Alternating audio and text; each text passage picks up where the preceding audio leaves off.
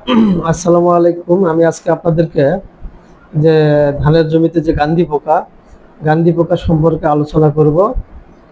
গান্ধী পোকা ধানের যে ধূসর বর্ণের এবং সরু আকৃতির পা এবং সরু দুইটি লম্বা যে সুর আছে, লম্বা সুর লক্ষণ। গান্ধী পোকা ধানের দানা সাধারণত দানা আক্রমণ করে। পূর্ণবয়স্ক এবং বাচ্চা পোকা উভয়ে ধানের ক্ষতি করে। ধানের দানায় যখন দুধ সৃষ্টি হয় তখন ক্ষতি করলে ধান চিতা হয়, যে এরপরে আক্রমণ করলে ধানের মান খারাপ হয়ে যায় এবং চাল ভেঙে যায়। তাই যে আমাদের জমি প্রত্যেক দিন পরিদর্শন করতে হবে জমিতে গান্ধী পোকার আক্রমণ হয়েছে কিনা। এই জন্য আমরা জমি নিয়মিত পরিদর্শন করব। যদি পোকার আক্রমণ থাকে আমরা আলোকপাত ব্যবহার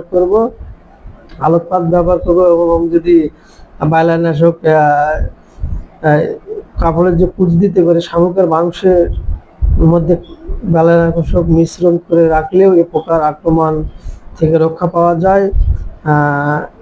আমরা সাধারণত দুধ আসার সময় জমিতে আমরা বিষ ফাঁদ ব্যবহার করতে পারি। এই ক্ষেত্রেও আমাদের আক্রমণটা কমে যেতে পারে। এবং নিম্নলিখিত অনুমোদিত কীটনাশক আমরা স্প্রে করতে পারি: ক্লোরোপাইরিফাস প্লাস হাইপারমেথ্রিন গ্রুপ অথবা ডাইমেথাইড গ্রুপ, এই জাতীয় কীটনাশক আমরা স্প্রে করতে পারি জমিতে। এই ক্ষেত্রে আমাদের গান্ধী পোকার আক্রমণ কমে যেতে পারে। ধন্যবাদ সকলকে।